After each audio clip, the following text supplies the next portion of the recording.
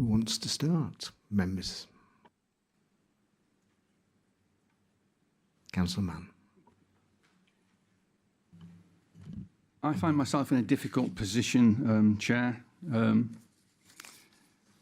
I feel my hands are tied to some extent. I've listened to the views expressed by the public. We've had some good presentations. I hear what's said in relation to the tree replacement scheme. 500 trees will be planted by, which were planted by school children in a section of the pine woods known as Rotary Wood, will be felled. It's very upsetting, I appreciate. On the other hand, 3,000 trees will be planted to replace them. So it's very difficult. I understand that we've had over 1,000 objections and just 11 expressions of support. But on the other hand, we're going to be creating some jobs, 50 extra jobs. So I find it a very difficult position as a member of this committee. I feel that my hands are tied to some extent. I've listened to what officers have said. Just to quickly go through what we've been told, we have been told that we need to observe the procedures and processes of our local planning system.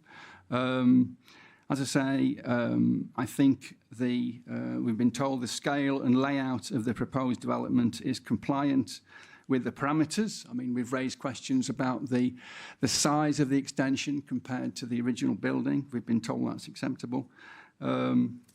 In relation to the appearance, we've been told that although the building is industrial looking, we've been told by officers that the scheme has been altered, the appearance has been altered in response to officer comments. So I appreciate that things have changed during the 7 or 8 years, which is a huge length of time, I appreciate. And that's been changed and altered in response to consultations and comments from the public. In relation to landscaping, this has also been reviewed, we're told. It's been reviewed by officers and amended through the very long extended application process, and we're told that landscaping is also considered to be acceptable. So of the 4 things which we're discussing today, scale, appearance, layout and landscaping, we're told that all 4 have been changed and tweaked, and in the opinion of the experts, the planners, that they meet all the policies, both local and national. So as a layperson, as a member of this committee, having listened to colleagues and members of the public, I find that my hands are somewhat tied. I do think we have a planning system that doesn't necessarily always reflect democracy, but that's another point, it's not to be debated today. So really, I do think that whilst I fully recognise and respect the arguments and points of view expressed this afternoon against this application, I regrettably find myself in the position of having no other choice but to support it, Chair. Thank you. I'm sorry. That's my position. Please, can you respect the councillor when he's speaking? Have you come to the end of your speech, John? Thank you. Further debating points from members? I think it's Councillor Broadbent. Yeah, thank you, Chair. I have some very real concerns about the application and the size of the building. I understand all the comments that the planning officers have made, but in the end, well, we take on board the technical and official advice. We also take on board what our gut feelings are about the area, about the town. I've lived in this town all my life, and I really do feel very upset about the character of the areas, special qualities of the area that are disappearing.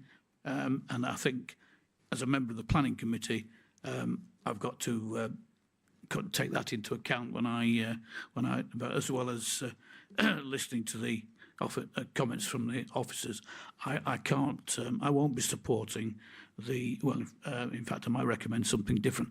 I won't be, depends whether this is a seconder or not to the recommendation. But I will be recommending something else if the recommendation of the officers is not accepted. I'll be coming up with something else. Okay, thank you for that advance warning, Councillor Broadblank. Councillor Walker.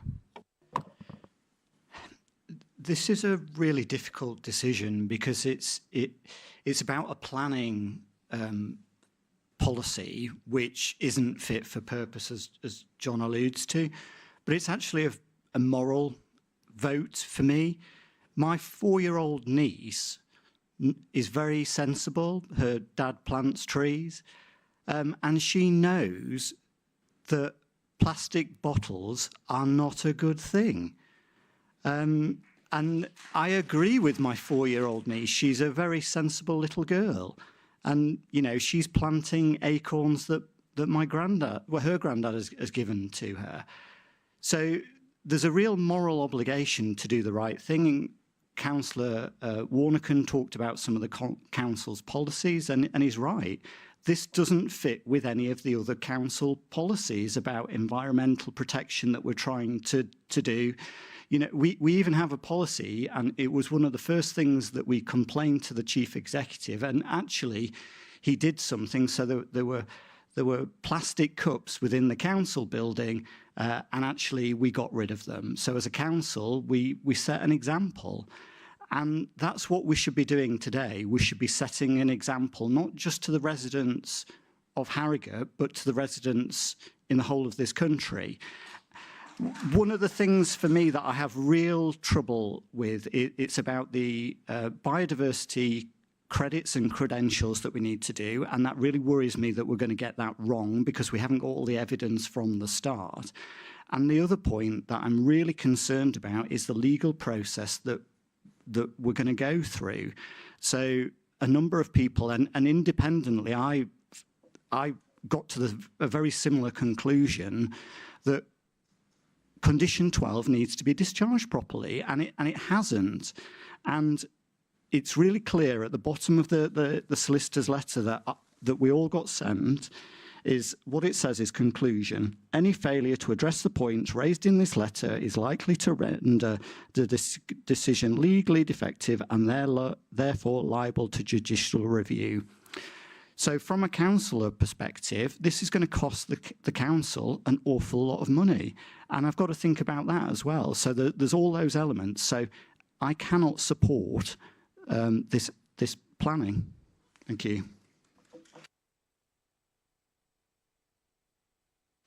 Thank you, Councillor Walker. I'm just going to bring the solicitor in on the legal point you raised there, because Mr. Hind obviously alluded in some detail to the legal process. And as you said, we've all had a letter from a firm of solicitors in Sheffield who deal with planning issues. So I think you've got a point to reference there, Glenn. Thank you, Chair. Yeah, just for a number of people have alluded to the letter. Mr. Hines very fairly paraphrased what was contained within it.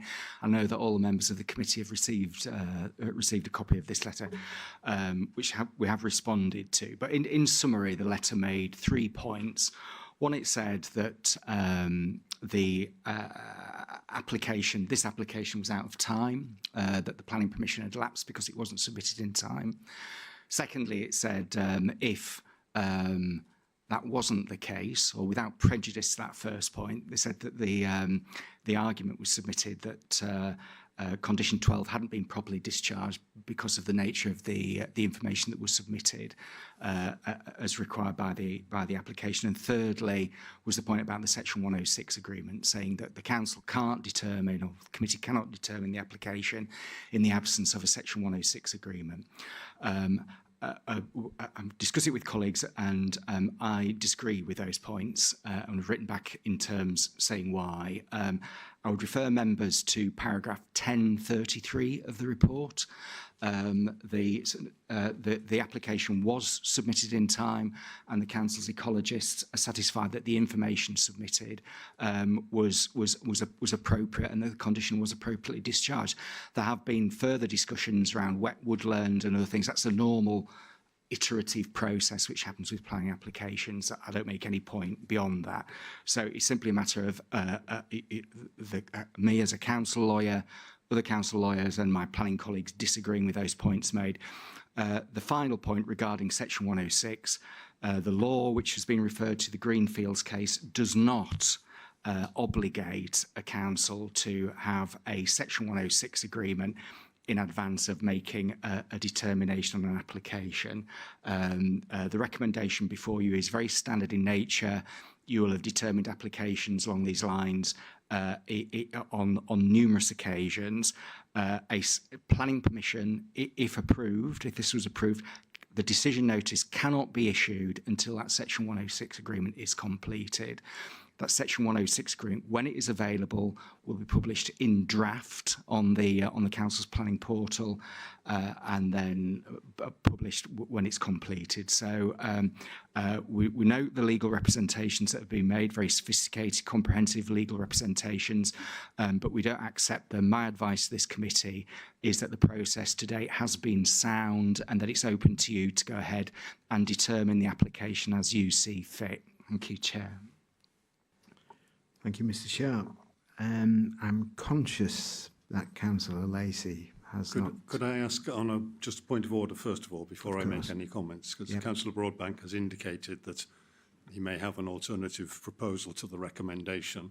I'm happy to make some general comments without indicating, but what is the process there? Okay, well, you haven't spoken yet, so I'm going to let you speak, and then I think we'll come back to Councillor.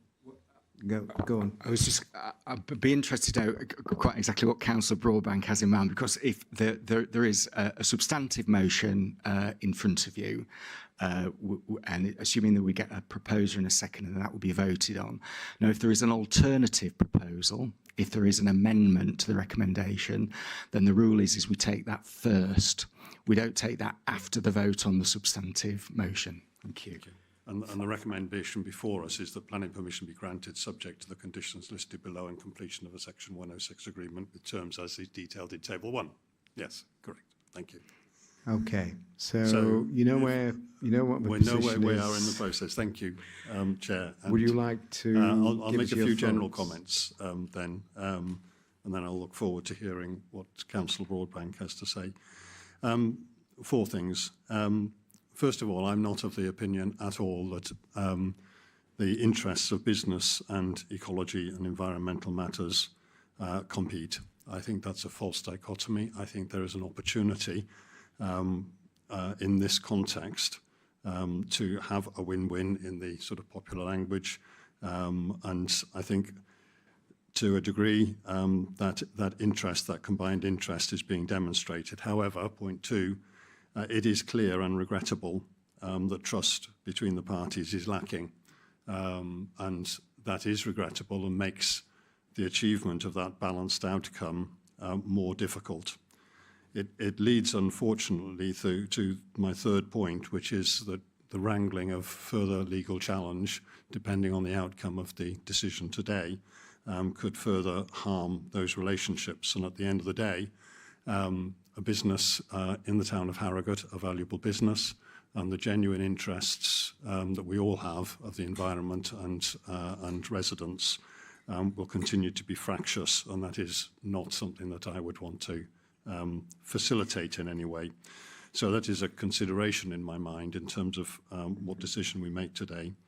My 4th and final point, I mentioned it briefly in my earlier question, is that we do, whilst this committee has very prescribed, I suppose, responsibilities, the area committee, which I currently chair, has, I suppose, not wider powers, but certainly an interest in both the economic development of the area and in any matter that residents raise to be considered.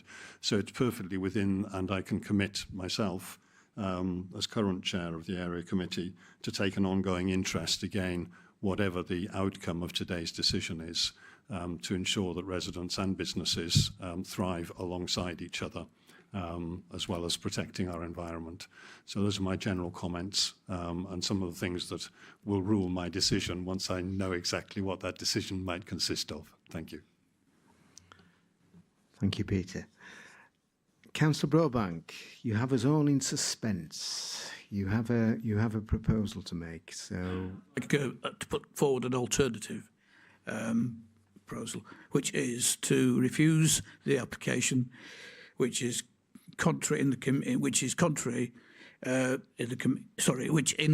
opinion is contrary to policies HP2, which seeks to protect heritage assets, including conservation areas, HP3, which seeks to protect the spatial qualities and character of the area, NE4, which seeks to protect landscape character, particularly within landscape areas, special landscape areas, which are valued for their high quality landscape, important to the settings of Harrogate, and NE6 seeks to protect local green spaces. And that's my amendment. I don't think that's an amendment, that's a refusal. No, sorry, beg your pardon, that's my alternative motion. So, I think you wanted to come in, Glenn. No, just. I think you've already said it, Chair. That isn't an amendment. It's a recommendation for refusal on the substantive motion, and Councillor Broadbank has set out his reasons for refusal. So if that is the alternative that is being proposed, the way to proceed would be to vote on the substantive motion once proposed and seconded. Okay. I just have this actually is an alternative. This is what I'm going to say now is an alternative. And I think I can do it procedurally. I'm sure I'll be told if I can't. I think this is, I'd accept what officers have said about Section 106, and we know we do this as a matter of course. A lot of applications we delegate the chief officers to negotiate with 106. It didn't used to be published in advance, I think, but it will be now because of a legal case that John referred to. But I sincerely feel that this application is so important to Harrogate, as befits the amount of interest today and also the amount of objections as well. So my proposal is we defer the application and we reconvene as a committee when we know what we're talking about in terms of Section 106, and we know that the condition 12 has been sorted. There's a legal term for that. Discharged, thank you. So that would be my proposal, that we don't go for a complete refusal, although we could vote on that, but we because it is really important and there's been really good points made, particularly by the objectors, I have to say, and Councillor Walker has made the point on a number of times that we are kind of voting for the Section 106, which we don't know about, and I agree with that. Normally we do that, but I think in this particular instance, I think there is a reason why we shouldn't do that, why we should defer it and bring it back to the committee rather than just simply go ahead. So that is my proposal. I think that is an amendment. It is, Chair, yeah. So could I just to be clear though, for purposes of good order, so you would be proposing to defer on the basis that the committee requires more detailed information regarding the contents of a Section 106 agreement. Is that's correct? I think that's the easy bit. And I understand that is, and the discharge. Discharge of condition 12. Yeah. And again, I would refer members to this paragraph 1033 in the report, now saying that the North Yorkshire Council's ecologists are satisfied that the full mitigation for the extent of the loss of plantation can be achieved, However, the ecologist and the applicant are looking at an opportunity to provide a wet woodland adjacent to the site. They're reviewing the necessary details, etc., etc. You can read it for yourself in 1033. So I think what you're saying, without wishing to put words in your mouth, is you're looking for more detail on the Section 106 agreement and more detail in relation to that work that is taking place and the discharge of that condition. If it's something else, then... No, you've surmised that brilliantly, Glenn, and I do think we owe it to the public that we can't go ahead and just accept this, because those are unknowns, and it is, as several members have said, such an important application. Councillor Walker. So if I can ask for a point of clarity.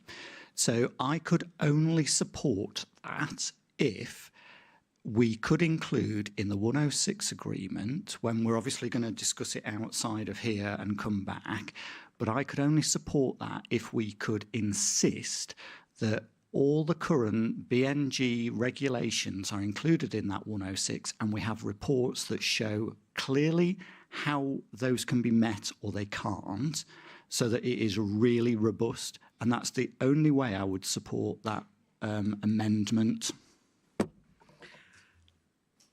I think we can't forecast what the Section 106 would be, but we could ask, certainly, that BNG be looked at as part of the Section 106. What we'd be getting back, Matt, is a draft.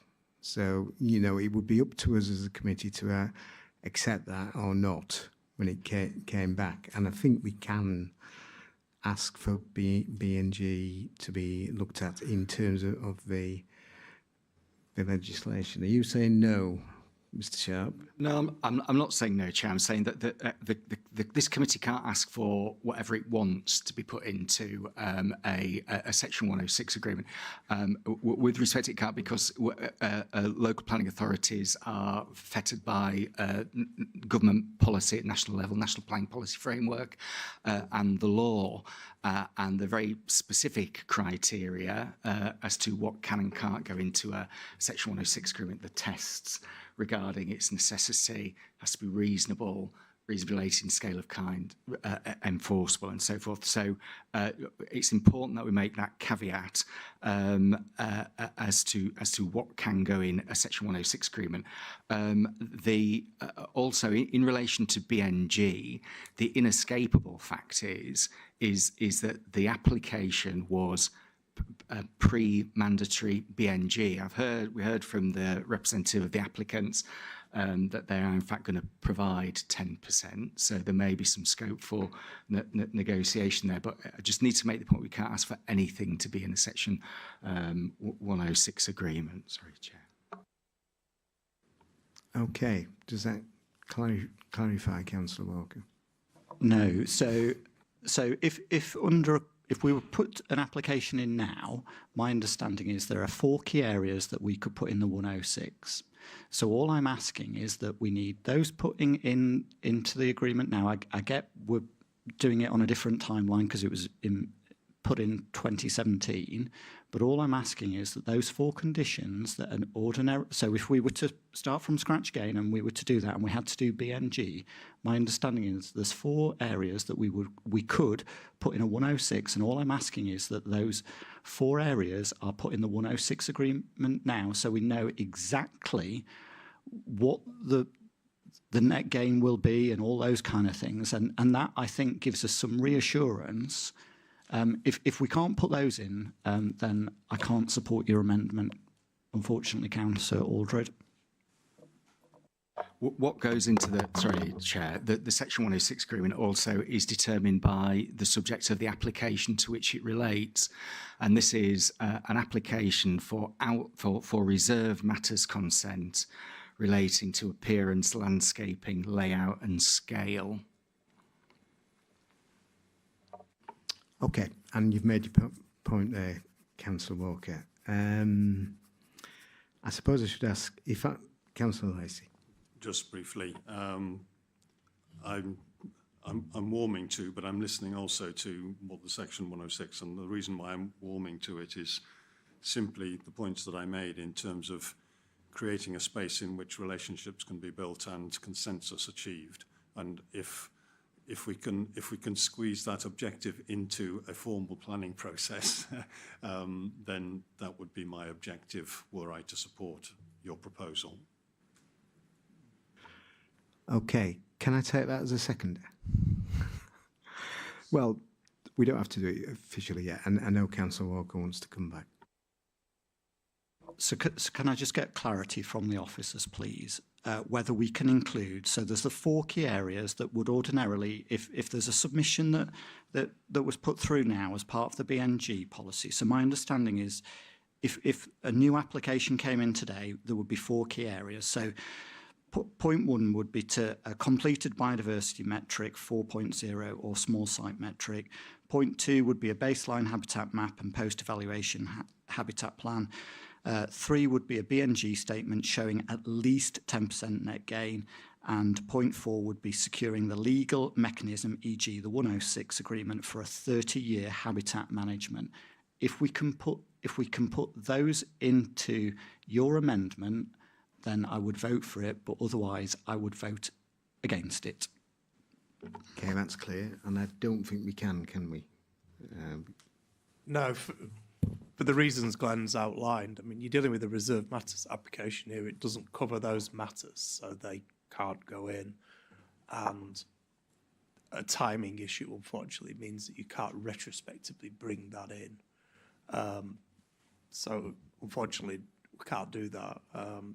The only kind of crumb of comfort I will give to you is we all heard the speaker for the applications say that the aim of the applicant was to achieve a 10% gain, and therefore we couldn't insist, but we could ask. Okay, so I would vote against the amendment, and I would be happy to second Councillor Broadbank's proposal when we get to that point to reject the application. Okay, Councillor Mann. Thank you, Chair. I like the comments of my colleague on my left, and also I'm warming to your proposal, Chair. I do think we need to try and achieve a win-win here. I think, as we all appreciate, we want to try and enhance and support nature, walking, trees, etc. I think we're all in favour of that. At the same time, we do need jobs in the town. We're currently, as you know, working on the local plan for both housing and employment. We're hoping to build over 4,000 houses per year. But one of the preconditions for that, we're told by the economists, to achieve that level of house building in the county and around Harrogate, is that we need, over the next local plan period, 20 years, we need to bring in 95,000 jobs, because people can't afford mortgages without jobs. So what I'm trying to say, if I could just speak without interruption, can we let please. Councillor speak, please? Thank you. What I'm trying to say is that I do think we need a solution which encourages business as well as encouraging nature. And I think through dialogue and through the proposal, Chair, which you've put forward, a deferment to look at those two issues, I would be very happy to support such a deferment. Thank you.